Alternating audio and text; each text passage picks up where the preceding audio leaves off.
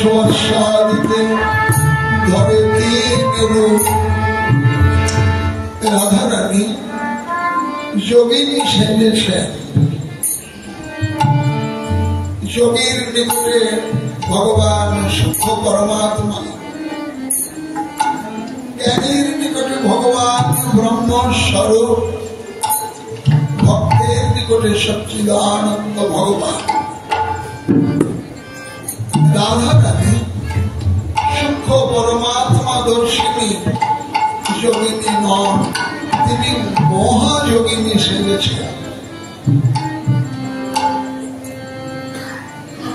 ভগবান শ্রীকৃষ্ণ তার বিভিন্ন স্বরূপে অবস্থান্ত, যেমন জলের 3টি অবস্থান, কঠিন, তরল, বায়বীয়।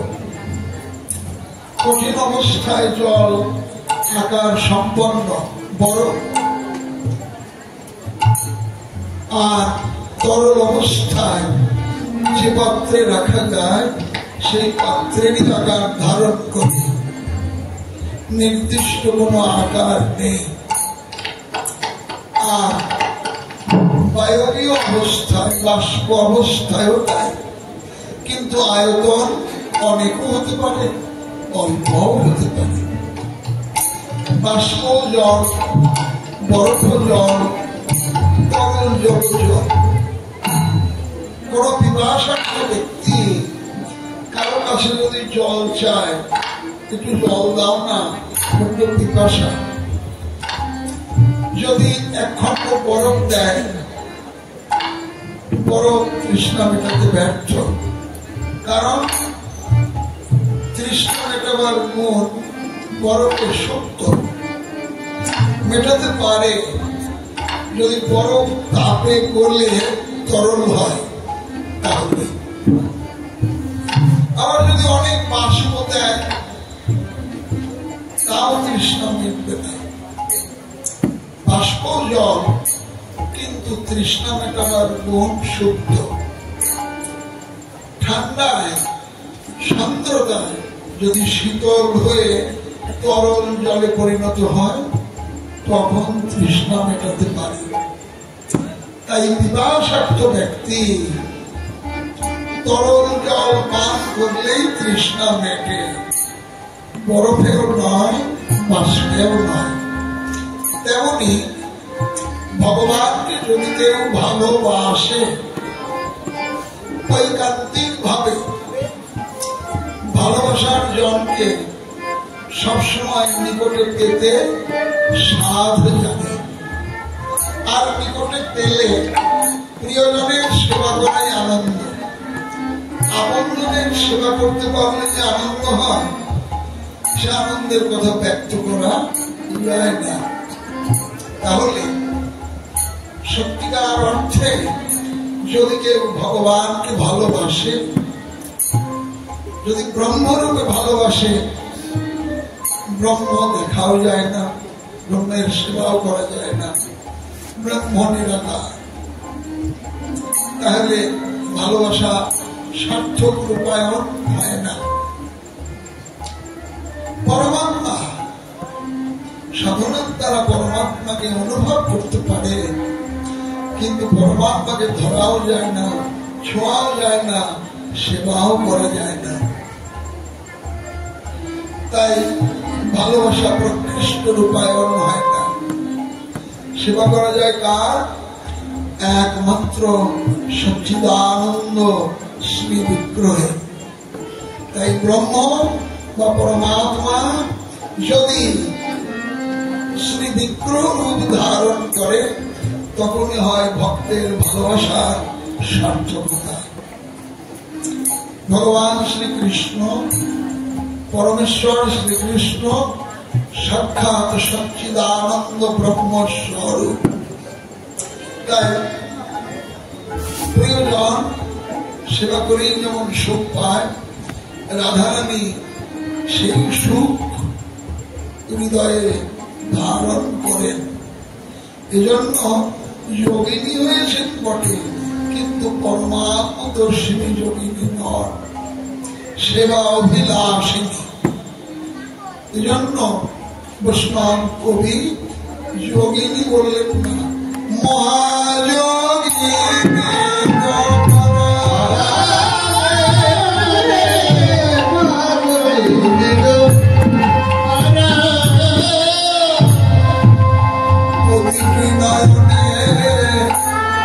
বহিষে সঘনে শ্রাবণ মেঘের ধারা, নয়নে বহিষে সঘনে শ্রাবণ মেঘের ধারা, রাধারানীর নয়ন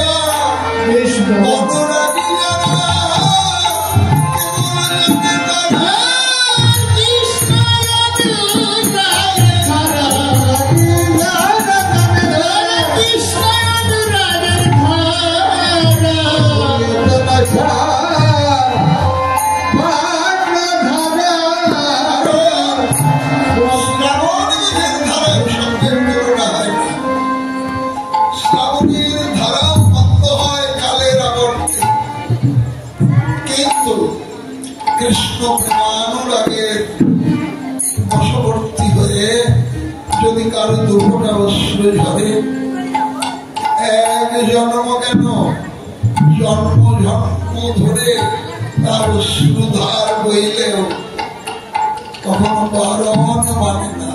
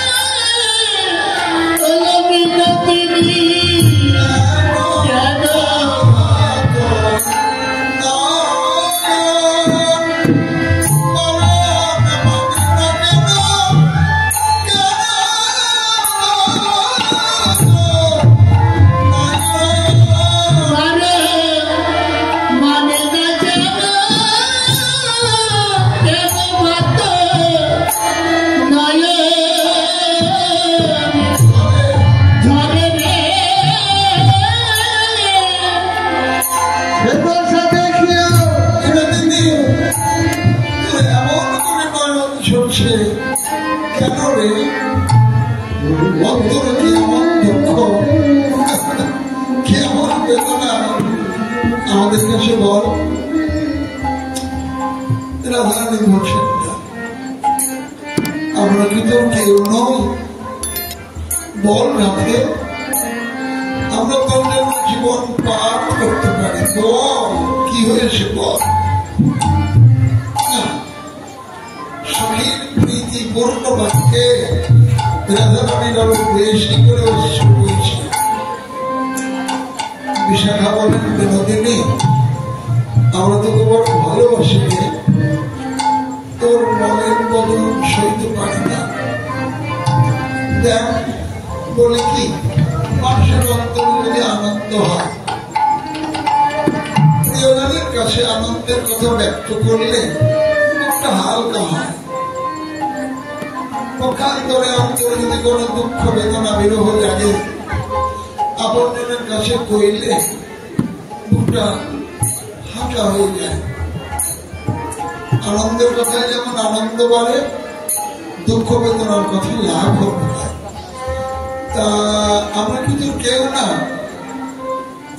যদি ভাবিস আমরা তো কেউ না, বলবি না, তাহলে তুই একাকিনী সুখে কাঁদ, আমরা চলে যাই। যেমন এই অভিমানের কথা বলেছে ওরা, এই বাক্যাঘাত দুঃসহ হয়ে রাধারানী ওদের কণ্ঠ জড়িয়ে ধরে ডুকরে কেঁদে বললেন, সখীরে আমার মরম কথা বলি সব। দেখে নয়ন, বলে বদন, আস্বাদন করে হৃদয়। নয়ন শুধু দেখতে জানে, বলতেও জানে না, শোনাও জানে না। আর বদন বলতে জানে, দেখতেও জানে না, আস্বাদনও জানে না। হৃদয় বলতেও জানে না, দেখতেও জানে না, শুধু আস্বাদন করতে জানে। সখীরে তোরা যে কইতে কইছিস,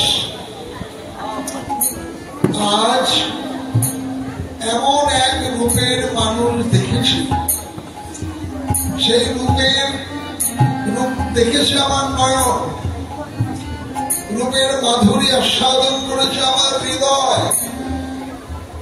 তার দেখলো একজন, আস্বাদন করলো আর একজন, তৃতীয় জন। সে বলবে কি করে? একজন আস্বাদন করলে আর একজন বলতে পারে? তোরা একবার ভেবে দেখলি না,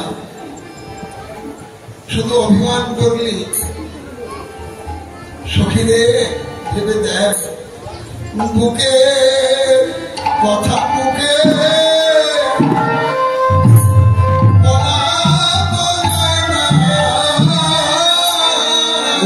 কথা মুখে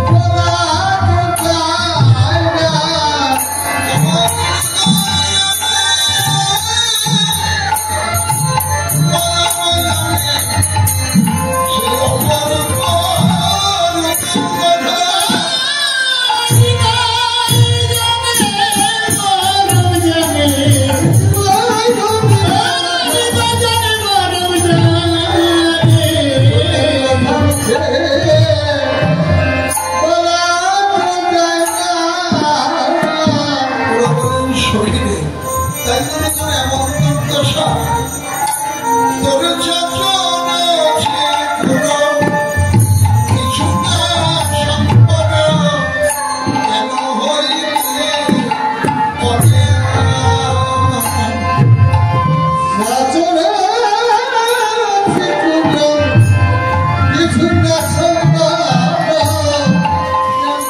Ki